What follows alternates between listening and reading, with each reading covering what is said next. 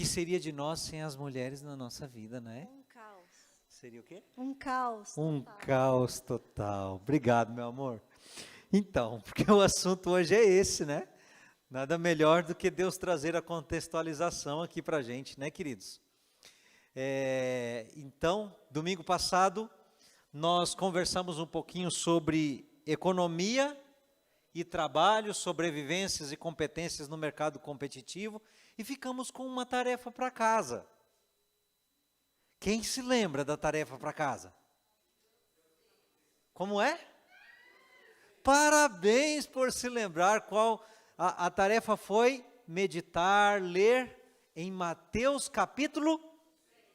Vai ficar uma tarefinha para hoje também, tá bom? Né? E aí a gente desce então aqui para esse próximo tema, ó, feminismo e feminilidade, não é? O lugar e o valor da mulher cristã. Hoje eu preciso cuidar para não apanhar antes de sair daqui, né, irmão Celso? Né? Mas as mulheres são mais amorosas do que corretivas, não é? Pelo menos a minha mãe foi assim. Muito obrigado, meu amor. Olha aqui que amor, né? Então, amados, é o seguinte. Eu tenho 4 mulheres, sabe? Eu não sei se eu... Já está no jeito para eu apertar o aparelhinho aqui e passar? Ah, fui eu que passei? Ah, fui eu que passei. Muito obrigado, André. Então, veja bem. Ali tem a primeira mulher da minha vida, no lado esquerdo, que é a minha mãe. Quando eu disse que eu sou 4 mulheres, não que eu seja muçulmano, né? Mas essa é uma das minhas mulheres, a minha mamãe querida, por quem tanto vocês oraram no verão, né?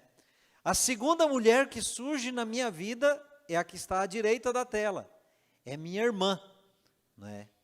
E aí tem a mulher da minha vida, né? Que é a Fátima, ó, tiramos essa foto aqui na igreja de Jardim Alegre, né? E tem a princesinha da minha vida, que é a Sara, né? Hoje ela que escolheu essa foto aí, que ajudou eu a procurar essa foto nos arquivos para eu colocar aí. Então nós estamos assim, rodeados dessas princesas, filhas do rei Jesus. E vamos pensar um pouquinho no valor disso agora. Para pensar nesse valor, nós precisamos primeiro estabelecer quais são os nossos pressupostos, para a gente saber como é que fica a delimitação do nosso conteúdo de hoje, não é? Então, quais são os nossos valores? A nossa regra de fé e prática, única regra de fé e prática nossa, qual é? Qual é? Hã? Qual é a única coisa que dá diretriz para a vida do cristão? Qual é? A Bíblia, né? Como regra de fé e prática, é a Bíblia. Vocês concordam com isso?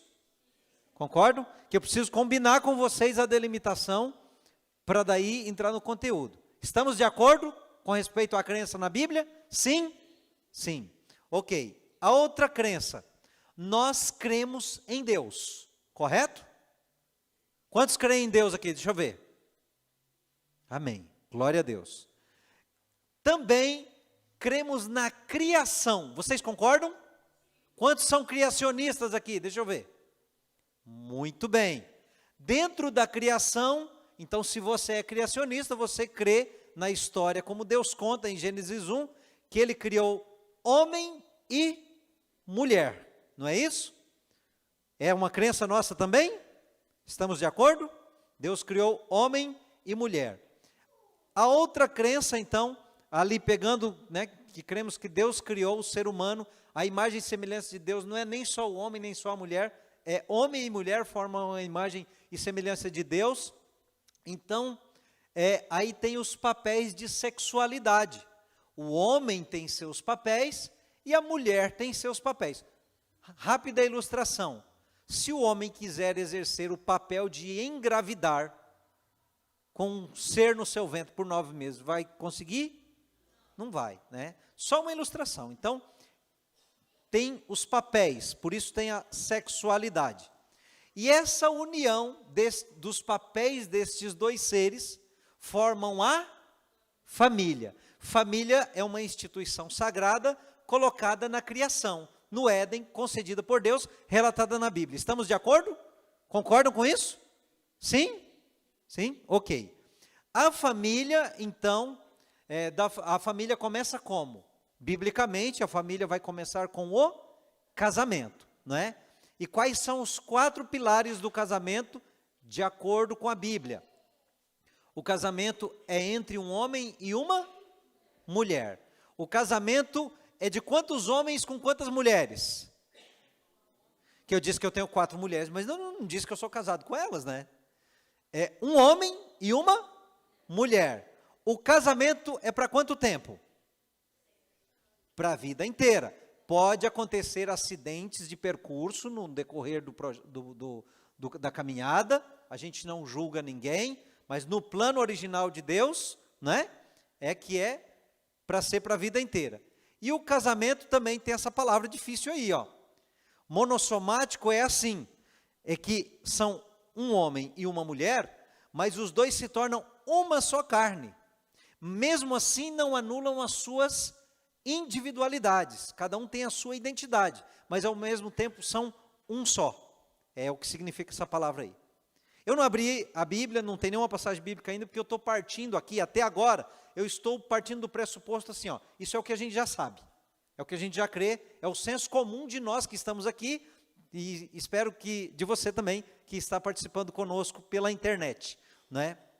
Então, orientados nesses valores, que nós agora vamos ver mais um valor. Eu estava colocando ali, ó, monossomáticos se tornam uma só carne, não é? Através do ato sexual, o ato conjugal. E o ato conjugal, no plano de Deus, na orientação bíblica, como é? Exclusivo para dentro do casamento. Então, de acordo com a Bíblia, Deus só aprova a atividade sexual que está dentro do círculo do casamento. Estou falando da atividade agora íntima, não é? Então, amados, quando vamos pesquisar qualquer assunto como cristãos, a gente tem que trazê-los para esse parâmetro. Eles têm que encaixar-se aí. E quando vamos falar do assunto de hoje, veja bem, como é que eu gosto de estudar esse assunto? Eu não comecei a estudar esse assunto essa semana para trazer para cá, não. Eu já propus esse tema antes porque eu já gostava de estudar esse assunto antes. E eu não gosto de estudar esse assunto para saber o que um pastor fala, o que um crítico do assunto fala. Eu prefiro estudar esse assunto indo olhar lá na base, até que eu posso olhar algum crítico também, mas é bom a gente ir lá na base. Se eu for, né, numa pessoa que realmente defende, ensina o feminismo, onde é que ele aprende? E eu quero buscar ali, entendeu? Por quê? O feminismo não é colocado na sociedade, a sociedade não olha para o feminismo como machismo. A sociedade olha assim, machismo é um comportamento, feminismo não, é um escopo de ideias, é uma ideologia, uma teoria, alguns dizem que é ideologia, outros dizem que é teoria, não é? Mas tem uma epistemologia que o constrói. Se tem uma construção de conhecimento, então vamos ver na fonte, e eu já coloco aqui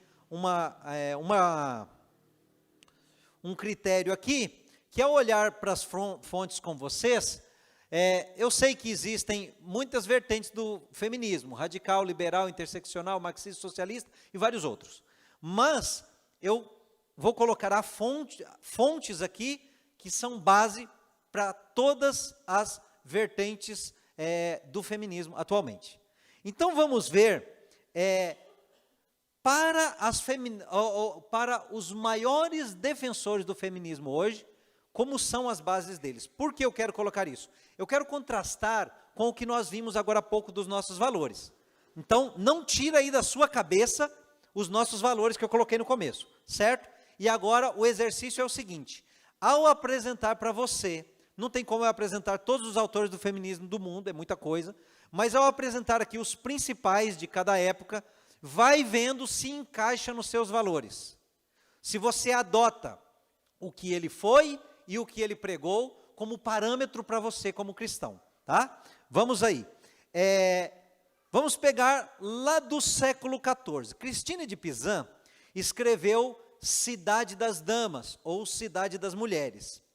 Com um olhar de teólogo, ao analisar a obra, a gente vê que a obra dela é uma resposta para contestar e desconstruir o pensamento de Agostinho sobre a obra dele, A Cidade de Deus. Portanto, a obra de Cristina de Pizan é uma rejeição à teologia e um contraponto à redenção divina, do tipo assim, tem a cidade de Deus e a cidade profana, que é a cidade das damas. Laura Sereta contestava a educação vigente de sua época e buscava uma nova fórmula na qual supostamente pudesse libertar as mulheres de seus maridos, como Mary de Gournay também. Lady Anne Clifford construiu uma verdadeira produção literária e com muitas brigas jurídicas pela causa própria dela de obsessão e ganância por poder e dinheiro. Eu vi alguns tirando a foto, eu dou os slides depois para vocês, tá?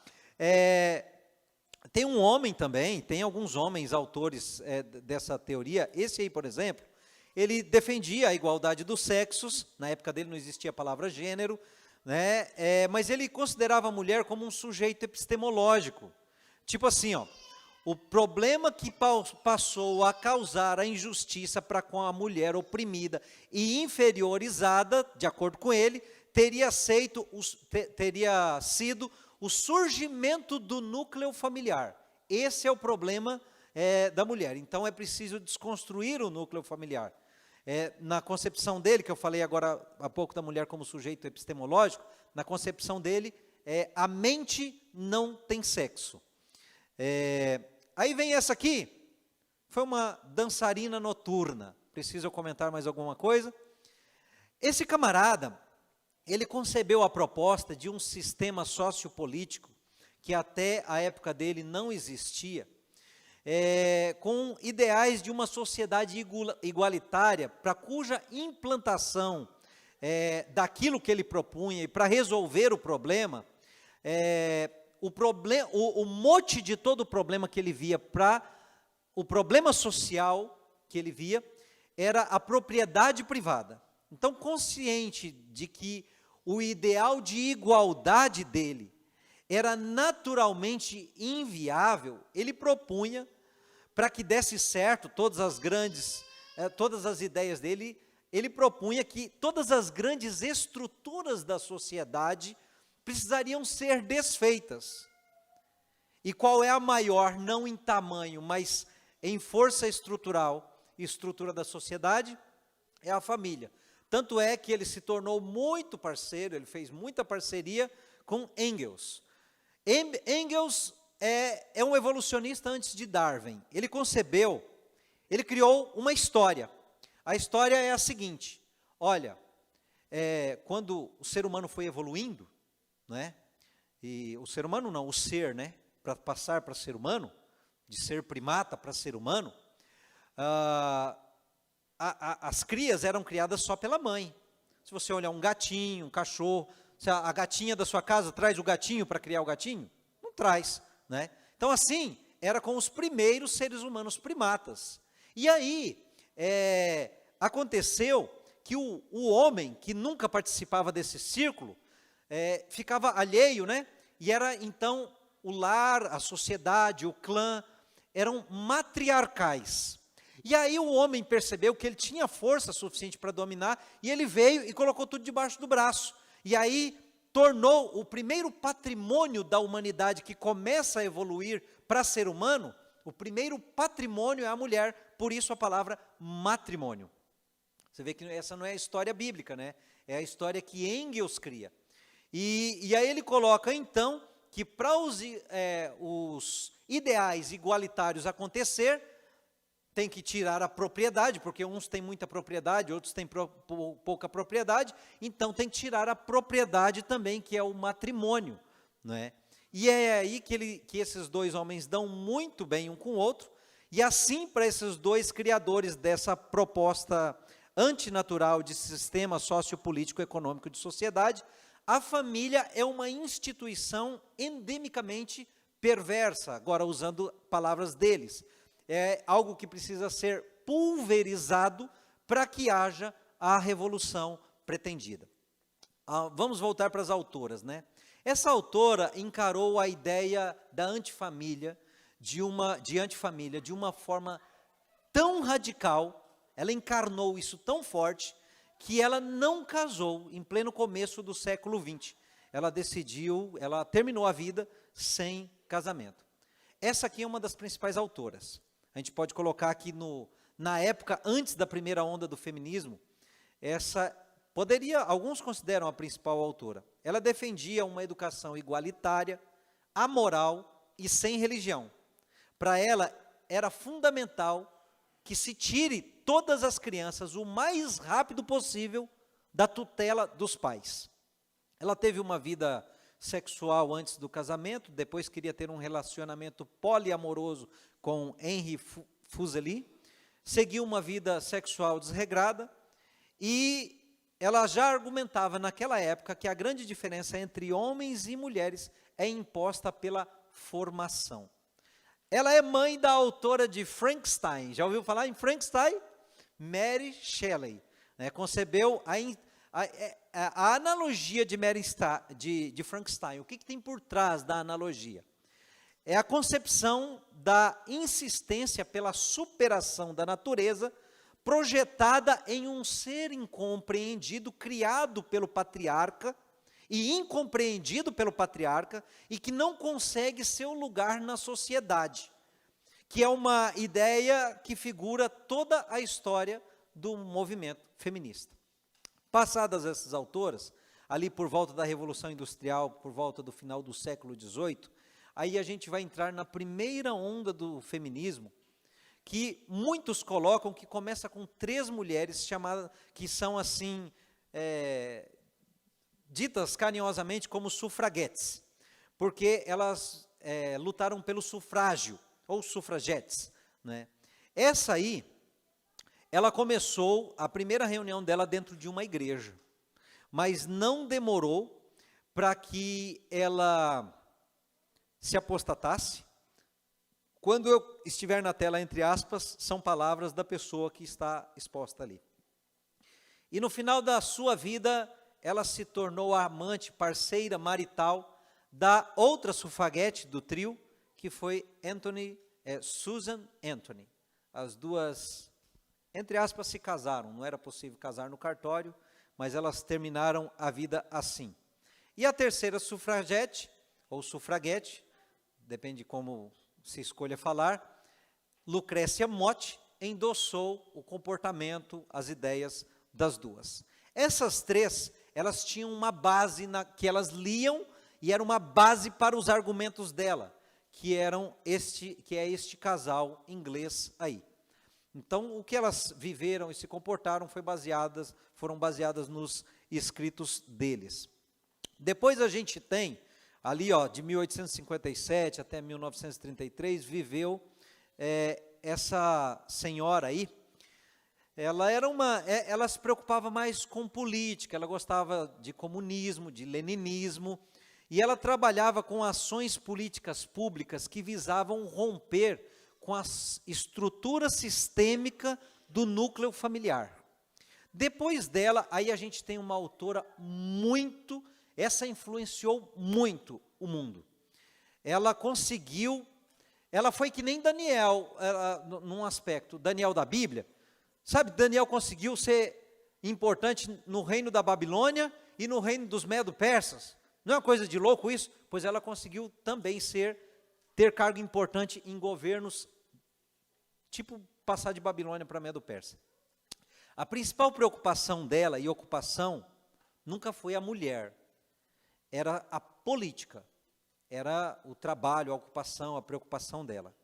E para ela, as mulheres só seriam realmente livres quando se libertassem dos maridos para dependerem totalmente do Estado, não do mercado de trabalho, porque para ela, veja que é um pensamento anterior ainda, né? Estamos lá no começo do século XX, para ela, a mulher no mercado de trabalho, ela se escandalizava com isso ainda.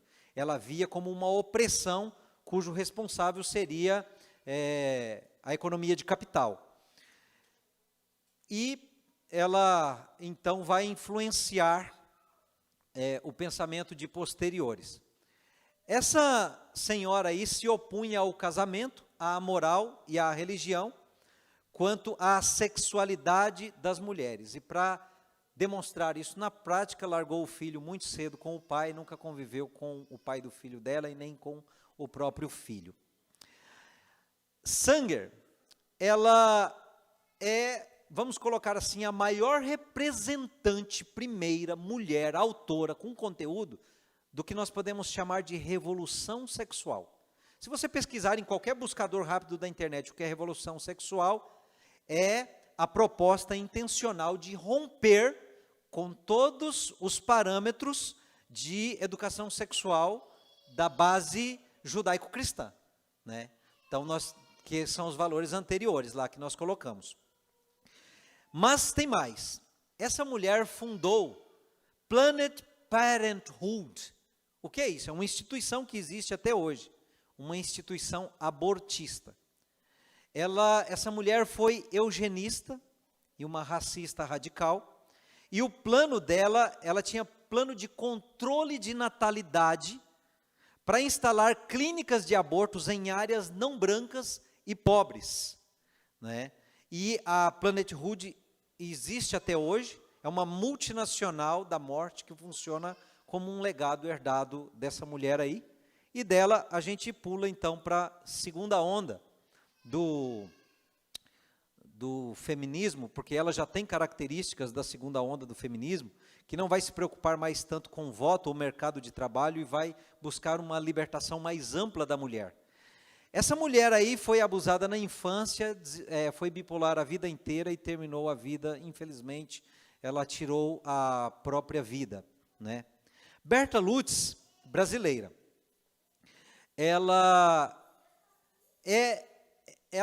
a ela é dito que ela conquistou o direito da mulher brasileira votar e entrar na política. Entretanto, a primeira mulher brasileira que foi eleitora, que foi Celina Guimarães. A Berta Lutz só foi conhecer Celina Guimarães depois que Celina Guimarães já era eleitora. Na realidade, a principal coisa que ela fez, ela é a principal responsável pela usurpação de privilégio, o privilégio sufragista com o detrimento do direito. É um assunto no qual não dá para entrar aqui hoje, mas tem muita confusão entre privilégio e direito, né? E ela é a que concebe todo esse caminho que vai dar essa confusão aí. O assunto de hoje daria uns 10 domingos, então só tocar em algum ponto de cada coisa. Essa é a principal, indiscutivelmente, a principal autora feminista da história da humanidade. Alguns podem até dizer que seja outra por preferências pessoais, mas no senso comum, dentro do feminismo, é essa aí. Eu agora vou dizer alguns adjetivos que parece que eu estou fazendo um xingamento irresponsável. Mas para cada palavra que eu vou falar agora, tem uma porção de fatos registrados, muitos deles pela própria pessoa e outros por historiadores sérios que concebem esses adjetivos. E eu vou citar 2 exemplos dos 2 adjetivos mais fortes. Eugenista, libertina, promíscua, adúltera, aliciadora de menores, pedófila, machista, sexista, misândrica, misógina, leninista, stalinista, comunista, socialista e fascista. No auge do nazismo, ela e Jean-Paul Sartre, eles foram amantes por 50 anos, foram passear em Berlim, ficaram lá mais de uma semana. A principal atividade deles, ir para os bares, beber com os militares de alto escalão de Hitler. Depois disso, eles voltaram, e aí, o pessoal foi ao redor deles, naquela época não tinha a informação na palma da mão como a gente. E aí, o que vocês viram lá? Sabe o que eles disseram? Nada demais. E não quiseram comentar mais nada. E aí, então, aqueles militares de alto escalão que bebiam com eles foram abordados. que vocês acharam de Jean-Paul Sartre? Sartre, eu tenho dificuldade de falar francês, né? Essas palavrinhas aí que só vocês, professores universitários, sabem falar. E Simone de Beauvoir. O que vocês acharam deles? E os hitleristas disseram, muito amigáveis. Ela teve como principal e maior bandeira a revolução sexual e a revolução social. Mulher livre dos controles marital, religioso e sexual, autora do livro seminal da Segunda Onda, escreveu também acreditar que a revolução de Mao Tse-tung, né, lembrando, com campos de concentração, com tortura, com ditadura, ela escreveu ser a revolução de Mao Tse-tung ser uma revolução ideal. Ela e Jean-Paul Sartre foram amantes por meio século e eles combinaram ter um relacionamento aberto. Só que ela tinha ciúme dele. Mas ela queria o poliamor porque ela também tinha muitos amantes. Tem uma lista de vários nomes conhecidos da história que foram amantes dela. Então, nessa vida de brigas, separações, mentiras, negações, jogos e ciúmes, o que ela fazia? Ela aliciava alunas delas, adolescentes menores de idade, entregava para Sartre tirar a virgindade e tê-las como amante por um tempo, e depois impelia a menina a formar um triângulo amoroso, e assim eles moravam juntos num trio amoroso. Quando a menina estava arrebentada, ela pegava uma próxima aluna. Sempre escolhia um perfil de aluna, filha de imigrantes recém-chegados que estavam com a vida toda destruída do país de origem e tinham vindo para onde eles moravam. E ela aliciava primeiro os pais, induzia os pais e aí pegava a aluna para fazer isso aí. As alunas, os nomes estão todos na história, eu tenho todos anotados, estou falando rápido pelo tempo.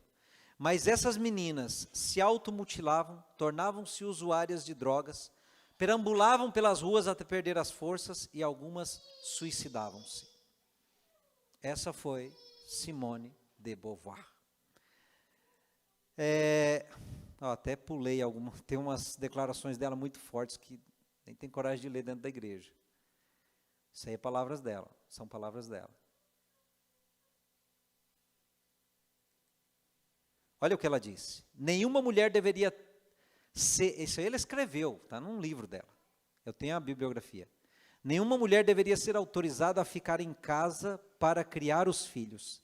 As mulheres não deveriam ter esse direito de escolha. Porque a visão dela era mais político-revolucionária do que exatamente da defesa da mulher. A maior parte dos romances escritos por Sartre e por ela, cada um por sua vez, são baseados nas próprias histórias que eles viveram com essas meninas aí. Essa autora aí participou ativamente de uma tentativa de golpe de subversão política de Estado e precisou ser contida e presa, e depois admitiu que a própria causa pela qual ela defendia era contraditória e não era efetiva para a defesa do feminismo. Betty Friedan, agora, ela é uma grande representante da segunda onda, e ela, junto com uma autora que eu vou citar daqui a pouco, são as que vão conceber a ideologia de gênero. Veio de um lar disfuncional, sustentou a bandeira da irresponsabilidade materna, assim era dito, que a mãe tem que abandonar o filho o máximo possível, porque para ela ser esposa e dona de casa, abre aspas, é um problema, uma tradução do inglês, tipo problema sem nome, é um problema tão grande que não dá nem para dar nome para ele, não é? O casamento dela foi um desastre e depois que ela divorciou, ela enlouqueceu o marido dela por 30 anos. Essa aí, o segundo casamento dela foi lésbico. Ela critica que a primeira onda foi um fracasso, a primeira onda do feminismo. Ela vivia na segunda onda, ela criticava a primeira onda porque, segundo ela, havia focado demais em questões civis e tinha perdido o foco que seria abalar o patriarcado, de acordo com os valores dela. Essa outra autora, quando tinha 10 anos, o pai abandonou a mãe, por estar psiquiatricamente doente e incapacitada, e ela ficou com a mãe, e sofreram ao ponto de você perceber que o conteúdo dela ao longo da vida é a expressão das heranças de disfuncionalidades que ela recebeu. Essa próxima aí também era casada, foi casada, né? É viva ainda, casada com mulher também.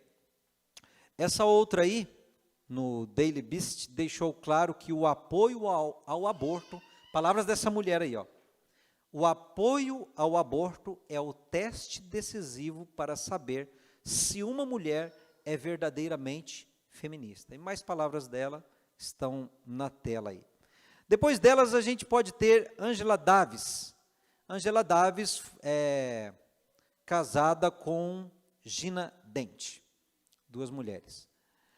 Essa aqui é interessante, ó. Ela é filha de um judeu oprimido pelo nazismo, que transferiu a raiva dele para ela quando educou ela, e bateu muito nela quando ela era criança, e aí ela cresceu dizendo, então, a bandeira que ela pregava, que na sociedade o núcleo familiar tem que ser destruído. Quando ela morreu, ela só tinha um familiar que era uma irmã, de acordo com a irmã dela, ela teria provavelmente tirado a própria vida, e ela defendia a construção de uma sociedade onde, isso aqui é defesa aberta dela, não é que acham, né? Essa é a pregação dela, que ela era sincera e honesta em dizer, né, que construir uma sociedade onde todos pudessem fazer sexo com todos, de todas as formas que pudessem imaginar.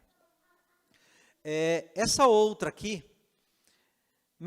sentiu com mentiras, usou de falsidade ideológica várias vezes, e também terminou a vida casada com uma outra mulher chamada Connie Gonçalves, defendia a liberação do aborto também.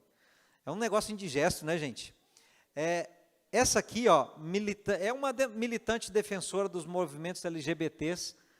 Essas coisas que estão na tela, esses absurdos na tela, são a autoria dela, que ela escreveu. Ela é viva ainda. Eu falei que foi, mas ainda é. Vamos para a terceira onda, para terminar. Essa aí é uma das principais da terceira onda. Essa mulher é a que concebe a ideologia de gênero. Porque você não tem na história assim, ó, movimento LGBT e movimento feminista. Não, o movimento LGBT é filho do movimento feminista. Ele é concebido pelo feminismo. Então, são as feministas que concebem a ideologia de gênero. E uma delas é essa aí. Pensamento dela, não há homem nem mulher. Ela defendia mudanças na família, no papel da mulher, na questão do aborto, das tecnologias de reprodução, os direitos LGBT e o casamento homoafetivo. Ela era contra a condenação do incesto e defensora das experiências transgeracionais. Essa aí também, casada com uma outra mulher chamada Sandy Zeik, propõe que as mulheres, todas as mulheres da sociedade, isso ela diria para você, todas as mulheres precisam ter um padrão de comportamento lésbico. Esse camarada aí, tem muita coisa sobre ele, só vou dizer uma coisa. Ele defendeu, que qualquer objeto de satisfação sexual tem que ser aceitável, mesmo que seja o cachorro da sua casa ou a sua mãe. Desculpa dizer isso, mas isso é autor, gente. Isso é gente que colocou livros que estão nas bibliotecas. Tem um monte de coisa escrita sobre ele aqui, não dá. Ele fazia experimentos com crianças, e os experimentos deles geralmente eram pedófilos, e o maior apoiador dele foi Robert Dixon, que declarou publicamente que abusou de mais de 800 meninos, e não foi incriminado por isso. John Money fazia experimentos com meninos pequenos, para provar que não existe sexo biologicamente, chegando a pegar um menino com pênis amputado para transformá-lo em menina, menino pequenininho, e acabou com a vida desse homem. Esse homem depois processou ele, foi uma confusão maluca. Essa mulher aí, é viva, defende a liberação do aborto, apoia a causa LGBT, é uma candomblessista. Ela escreveu o livro O Poder Feminino no Culto dos Orixás, no culto aos orixás. Ela é a autora desse livro. Essa outra aí é a autora LGBT, escreveu um livro de apoio ao transexualismo do pai dela. Essa outra escreveu que o feminismo essa outra defendia que o feminismo é um dos movimentos de contracultura responsáveis por dar verdadeiro significado à revolução sexual. Essa aí declara que o objetivo dos métodos anticoncepcionais foi estabelecer a revolução sexual que rompe com os padrões morais. Essa aí escreveu o livro O Mito da Beleza, onde defende a vida libidinosa para todas as mulheres. Essa aí dedica uma vida literária inteira à propagação da promiscuidade. Ela disse isso aí que está na tela, né? Tem aqui uma brasileira. Não, antes dela tem essa aqui. Essa mulher foi autora por 20 anos dessa revista aí, que é uma literatura feminina norte-americana, muito tradicional lá nos Estados Unidos. E depois que ela se aposentou, ela escreveu esse livro. É incrível. Esse livro é o seguinte, é como se fosse assim, ó. Deixa eu ler aqui mais perto.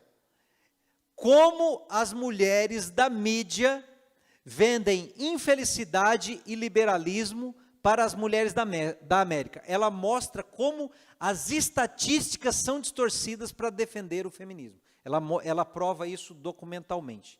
Ela vai provando todas as distorções de estatísticas que são publicadas. Esse livro é muito interessante. Aí, essa é uma brasileira, se você digitar na internet, principais autoras feministas, você vai achar o nome dela, ela está entre as mais defendidas. Então, ela defende a causa LGBT, né? Aí você tem Audrey Garcia, para ela ter filhos é algo antiético, porque a recusa aos filhos deve ser uma obrigação política. Sabe que essa mulher mais ética que eu achei nesse meio? Porque diziam assim, meu corpo, minhas regras, para dizer sobre o filho que está dentro para abortar, dizendo que o filho é um órgão. E existe o argumento assim, órgão é seu pulmão, né, tal. Aí sabe o que ela fez? Mandou arrancar o útero. Então acho que ela foi bem ética, né? Meu corpo, minhas regras. Ela é histerectomizada, né? Agora, a melhor demonstração que resume toda essa história de pensamento, esse camarada consegue falar em menos de 2 minutos. E tem gente que acha que ele está jogando um monte de baboseira fora, não. Ele está num auditório muito importante. Esse camarada é um grande formador de opinião hoje no Brasil. Ele tem muito conteúdo, ele é muito inteligente, e naquilo que eles defendem, ele é muito bom. E esse vídeo dele aqui, ó, se puder pôr um bom áudio, nesse vídeo ele compacta, cada palavra que ele fala é uma escola de pensamento, é uma construção de tudo que se junta para chegar no que chegamos hoje como sociedade, desde o século XIV, como eu coloquei para vocês. Pode soltar o vídeo dele. Na minha concepção, não existe forma revolucionária de fazer família. Pode ir dando pausa, por favor? Olha, aqui ele falou o seguinte, na minha concepção não existe jeito revolucionário de fazer família, tipo casar com homem, mulher com mulher e outros modelos. Ele falou, isso também não serve, é isso que ele quer dizer. Pode continuar. Por quê? Quando dizem pra gente, o movimento LGBT quer acabar com a família, o movimento LGBT é um movimento promíscuo, que defende o sexo desregrado, a gente entrou numa lombra dos 90 para cá de se colocar numa posição defensiva, de dizer, não, a gente não quer destruir a família nenhuma, não. A gente só quer amar, né? Ou não, a gente não tem nada a ver com promiscuidade, não. A gente até casa, a gente até tem filhos, a gente até constitui família. E isso é de um retrocesso político violento, que violenta inclusive a história de constituição do movimento LGBT na América Latina. Violenta a história dos ganhos e lutas feministas na América Latina. Então cabe a radicalização nossa também de afirmar com todas as letras o que é uma estratégia política crítica antissistêmica. Porque vocês querem destruir a família. Sim. Queremos. Não é? E se a gente não quer, não vai ser ameaça. E se a gente não é capaz de perceber isso, a direita faz questão de corrigir nossa burrice, porque eles falam isso pra gente. Essa retórica da direita é a direita dizendo, vocês só são ameaça se quiserem mexer na família. Vocês só são ameaça se quiserem desregrar o sexo. Se quiserem desnormatizar o desejo. Vocês só são ameaça se mexem nisso daqui. E a gente vai dizer o quê? Então a gente não quer ser ameaça? Não, se a gente quiser ser ameaça, tá todo o caminho traçado. É ali que a gente vai mexer e é ali que a gente tem que mexer. Isso tem outras implicações, mais no detalhamento da estratégia política de interlocução entre movimentos, que eu acho que a gente pode discutir num segundo momento, durante o debate, mas é isso que eu queria trazer para a gente começar o debate. Obrigada. Assim são as universidades, né? É interessante, eu tenho anotado, pode tirar o vídeo, por favor? E essa aí, eu tenho anotado o que ele disse, olha que interessante. Primeiro, naquela primeira parte que ele fala que nenhum modelo de família serve para a causa deles, que tem que dessistematizar todas, né? É isso que ele fala? Isso ele disse em 2019. Essa é uma foto dele de 2021. Ele é aquele daquele cantinho, aqui está o marido, ou a mulher, sei lá, não consigo, depois vocês me explicam isso aí. Isso aqui é uma filha. Então, ele engravidou ela e tem a filhinha. É a família que ela posta na internet. Né? Mas ela acabou de falar, não é? Mas uma pequena análise de termos que ele usa. Olha, ele coloca aqui, ó. Depois que ele fala que quer desconstruir a família, né? Ele diz assim, ó. A gente até... ele diz assim, isso, quando o movimento LGBT não quer se incomodar conosco e diz assim, não, a gente é do amor e da paz e tal, aí ele fala, isso é de um retrocesso político violento, porque vocês veem que o viés, né, ele todo perpassa por política. Aí ele coloca que violenta a história da constituição do movimento LGBT, porque ali ele está num encontro de defesa LGBT na América Latina. Aí olha para onde ele vai. Ele vai subindo. Violenta a história dos ganhos feministas na América Latina. Porque ele analisou o filho e aí ele está analisando a mãe. O LGBT e o movimento feminista. Cabe, olha as palavras dele. Cabe a radicalização nossa também de afirmar com todas as letras o que é uma estratégia, não é um comportamento, lembra que eu falei no começo? É uma estratégia política, crítica, antissistêmica. Então, destrói o sistema de capital, para destruí-lo, destrói a base nuclear, que é a família. Então, é proposta intelectual aberta, não é um negócio pego no flagrante. Vamos seguir para o que presta. Amados, eu não sei se você encontrou algum autor desses anteriores que encaixa nos seus valores. Tem algum? Se você encontrar algum, por favor, passa para mim, porque eu estou procurando até hoje. Mas, eu fiz uma definição que pode se criticar, pode estar errada, mas de tudo que eu já li até hoje, a minha definição seria essa para feminismo. Um fenômeno filosófico, político, comportamental, de reengenharia social, que opera através da movimentação de uma revolução sexual, onde vamos descaracterizar a mulher de toda a feminilidade para torná-lo o mais possível com o homem, e assim descaracterizar o homem de toda a sua masculinidade para torná-lo mais feminilizado possível, para tirar a própria identidade de ser humano dele. E nós fomos criados à imagem e semelhança de Deus. Né? Agora, de alguém... A melhor definição que eu já vi para feminismo foi essa aqui, ó. Agora sim eu não estou mais nos autores feministas, eu estou num crítico do feminismo. O feminismo é um movimento político que contribui para o desentendimento e a descrente amargura entre os sexos, acelera a desgregação familiar, induz a eterna insatisfação e a libertinagem sexual, valendo-se para isso de discursos sofistas, pesquisas fajutas, citando, por exemplo, como base aquele livro daquela mulher que eu mostrei lá, aquela autora norte-americana que trabalha analisando as estatísticas, manchetes tendenciosas, geralmente às custas do dinheiro de contribuintes alheios ou contrário a tais objetivos. Essa definição está nesse livro aqui, os 3 melhores livros para você estudar, para você não ficar se matando nessas fontes nojentas que eu mostrei até agora, os 3 melhores livros são esses aqui, ó. Que livro é esse aqui?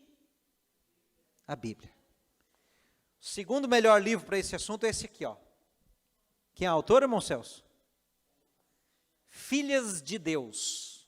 Filhas de Deus. Ellen White. É o segundo melhor livro sobre esse nosso assunto de hoje. E o terceiro, que eu já conheci até hoje, é de onde eu tirei essa declaração, que é esse aqui. Eu quero doar para a biblioteca da igreja. Esse aqui, presente. Depois o senhor entrega lá na biblioteca, por favor. Né? Se você quiser ler, você pega emprestado na biblioteca. Eu vou doar esse aqui também. Não esse, porque esse aqui é da Fátima, mas eu estou comprando um desse para doar também. Você pode ler esse aqui também, pegar na biblioteca da igreja e lê-lo. Então, o que eu desconstruí tudo até agora, né? Então, agora vamos terminar com a Bíblia, né? Porque se a gente olhar na história, o feminismo, as causas que ele defende, direito político da mulher, não foi o feminismo que conquistou o direito de voto e o direito político da mulher. E isso tem os registros históricos, nesse livro aí tem. Não foi o feminismo que colocou a mulher no mercado de trabalho. Você sabe, quando a gente estuda a história, sabe o que colocou a mulher no mercado de trabalho? A guerra, a revolução industrial e as crises geradas por esses dois movimentos. Não foi o feminismo que conquistou uma vida melhor à mulher, porque a vida da mulher hoje não é melhor do que a vida da mulher de antigamente. Porque hoje a mulher tem jornada dupla, e dupla responsabilidade. E os homens ficaram folgados sendo tratados pelas mulheres. Não estou dizendo desses homens que estão aqui, estou dizendo de outros homens lá para fora. Lá, né? A vida não tirou a opressão da mulher, porque as estatísticas continuam com a violência para cima da mulher. Né? A vida, o feminismo não conseguiu colocar igualdade de gênero, porque você, mulher, continua tendo suas características específicas e nós, homens, também. Então, amados, vamos ver onde é que a gente pode buscar alguma fonte para isso. Esses aí sim, se vocês quiserem tirar foto, mas depois eu posso dar o slide. Faz print aí, querido. Depois você põe no WhatsApp para eles. Eu tenho aí uma lista de 50 livros que você pode ler, que vão analisar isso aí, mas esses aqui, todos esses aqui, tirou? Mais uma tela, quer ver? Sugestão bibliográfica, tá? Você escolhe um deles para você ler. Mais um aqui, Isso aí tudo é análise do feminismo. Agora não é autor feminista, é autor que analisa o feminismo. E mais essa aqui, Opa, tem mais essa? E mais uma outra. Depois eu printo e ponho no grupo da igreja, tá? Na Bíblia, o que nós encontramos? Agora eu estou encerrando. Na Bíblia nós encontramos muita coisa linda, mas eu destaquei 3 pontos. Um em Gênesis, um no meio e um no final, no Apocalipse. Primeiro, vamos ler juntos? Leia comigo. Depois, não é bom que o homem viva, vou fazer para ele,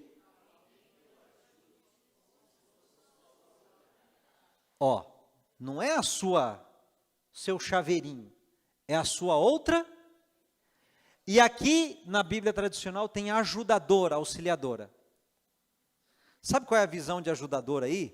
É assim, Johnny, preciso construir, tem uma casa aqui que está caindo, o alicerce está rachando, eu preciso de um engenheiro, você pode vir aqui? Aí o que você fala? Eu vou ver aí se eu consigo te ajudar.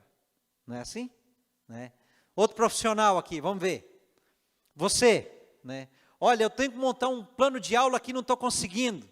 Você que é pedagoga, você pode me? Né?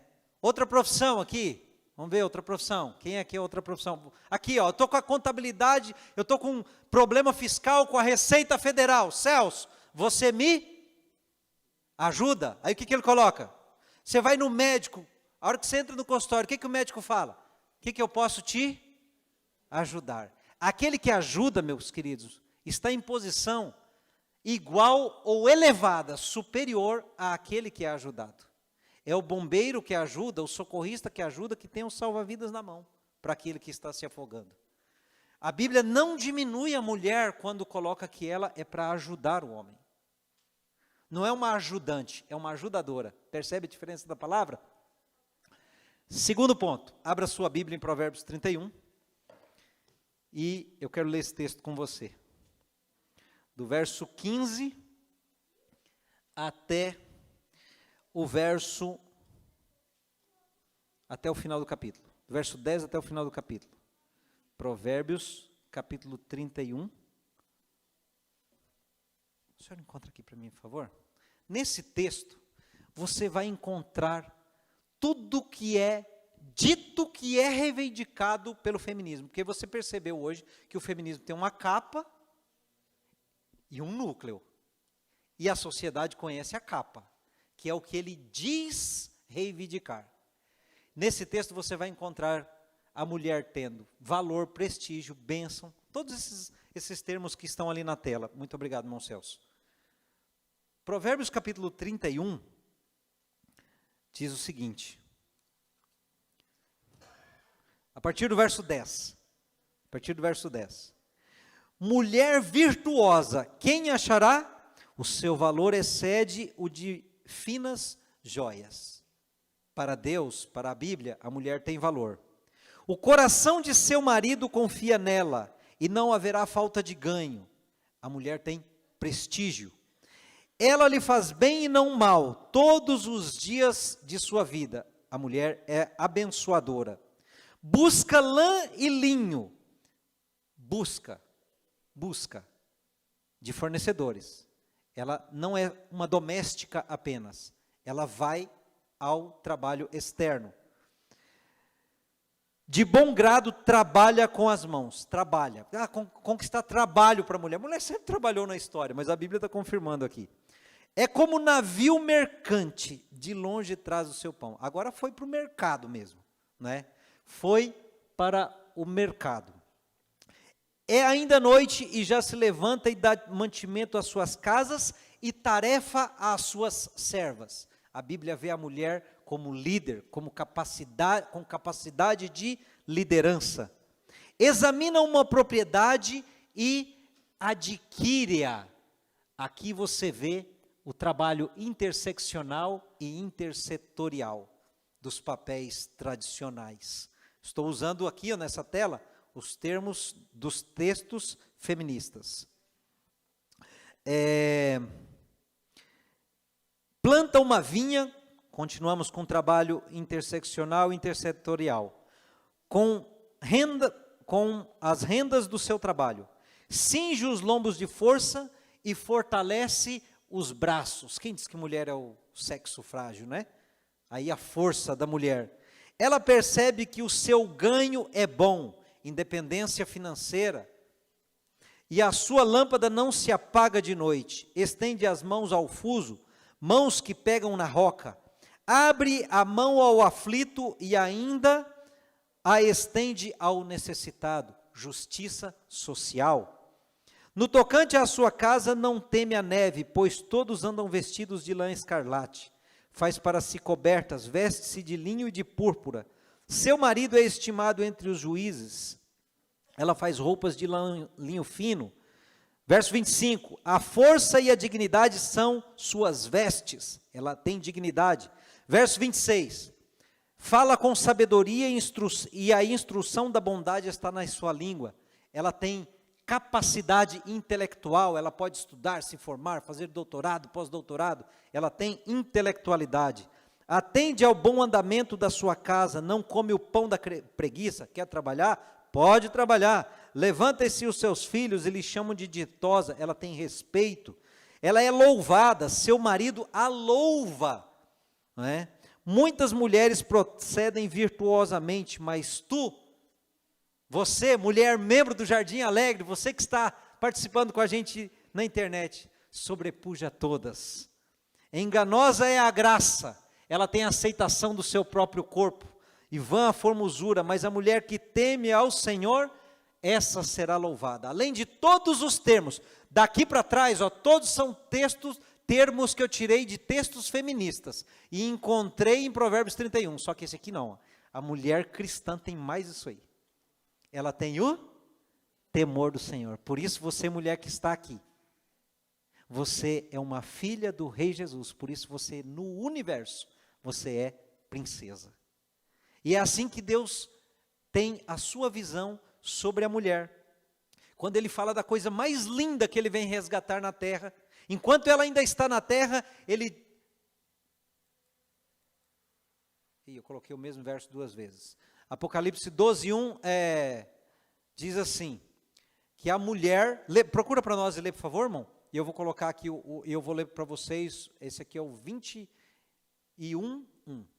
Esse aqui. Quando o povo de Deus glorioso está descendo, Deus usa essa descrição como uma noiva adornada para o seu marido. Tem um momento que a mulher fica mais linda do que quando está como noiva? E tem coisa mais linda para Deus do que o povo por quem Jesus deu a vida? Então, ele usa essa comparação. É assim que Deus vê a mulher. E Apocalipse 12:1 diz o quê? É a igreja ainda sofrendo nesse mundo, né? Viu-se grande sinal no céu, a saber, uma mulher vestida do sol, com a lua debaixo dos pés e uma coroa de 12 estrelas na cabeça. Esse é o carinho, a forma que Deus olha para a igreja, e ele procura uma linda figura. Quem é? A mulher. É assim que Deus olha para a mulher. Por quê? Porque Jesus, ele deu a vida pela igreja, e ele espera que os homens deem a vida pela mulher.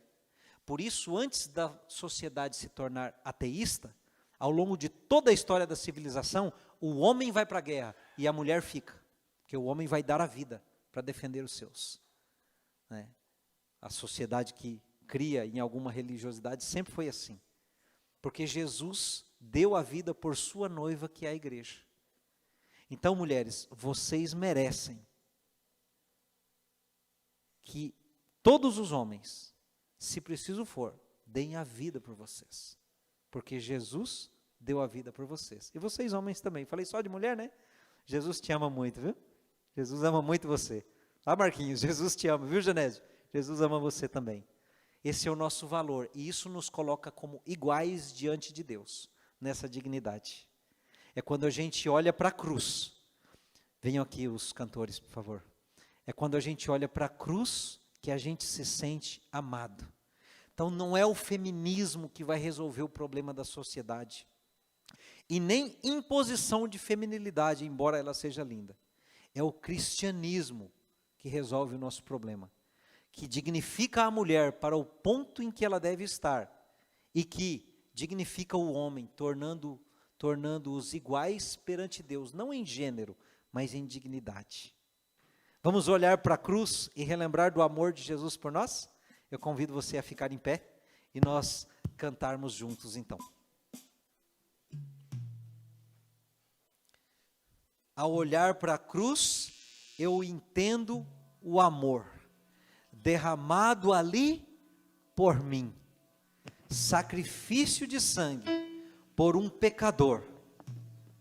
É assim que Jesus nos resgata, assim que Ele deu a vida por nós.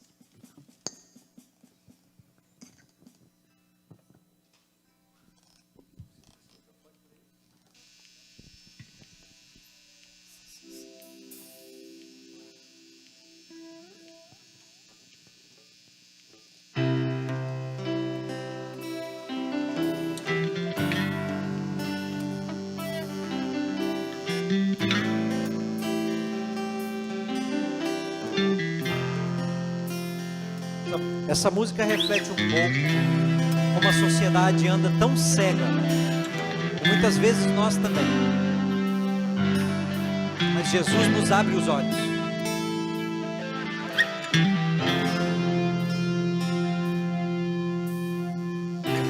Andei tão cego, sem rumo certo, buscando a paz e descanso.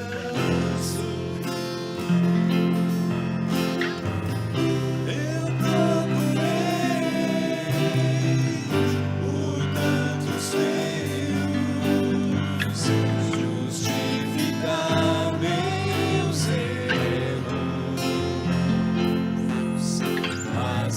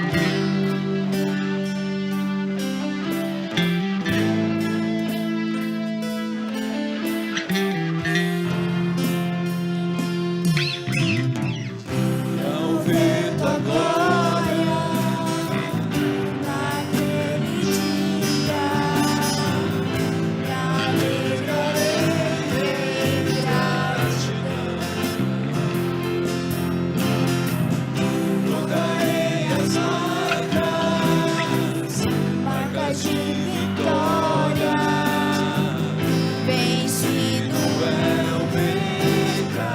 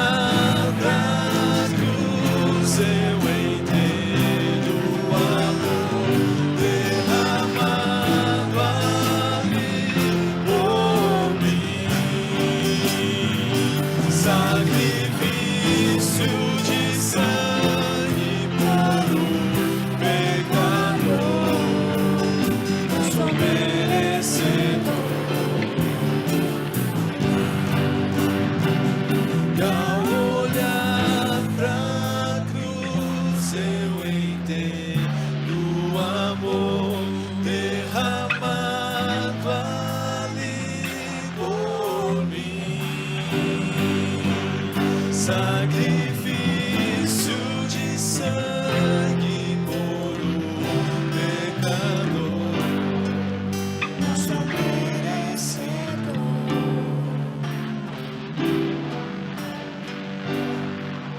não sou merecedor, tua graça me alcançou.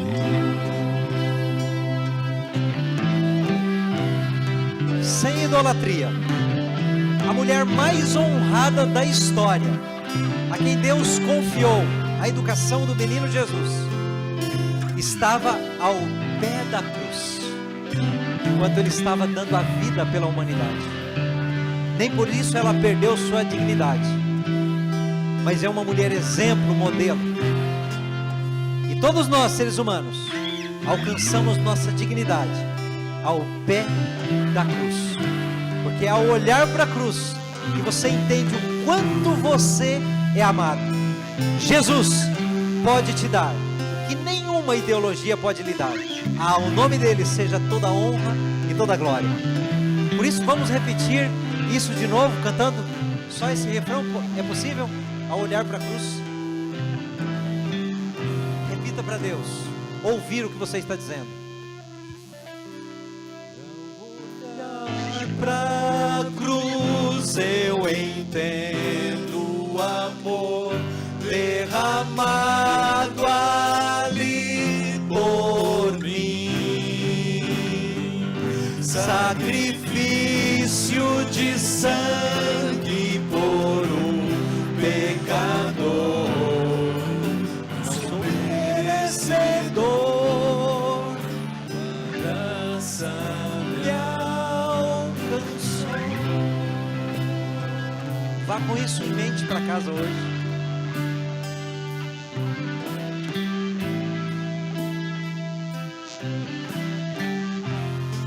Sinta esse amor de Jesus. Gostaria de ouvir a sua voz sem os instrumentos. E ao olhar para cruz eu entendo o amor derramado ali por mim, sacrifício de sangue por um pecador, não sou merecedor. Tua graça, Jesus. tua graça me alcançou. tantos personagens que vão ficando esquecidos na história. Muitos exatamente porque não valeria a pena serem lembrados, a menos que a tua salvação os tenha alcançado pelo arrependimento e os coloque na glória.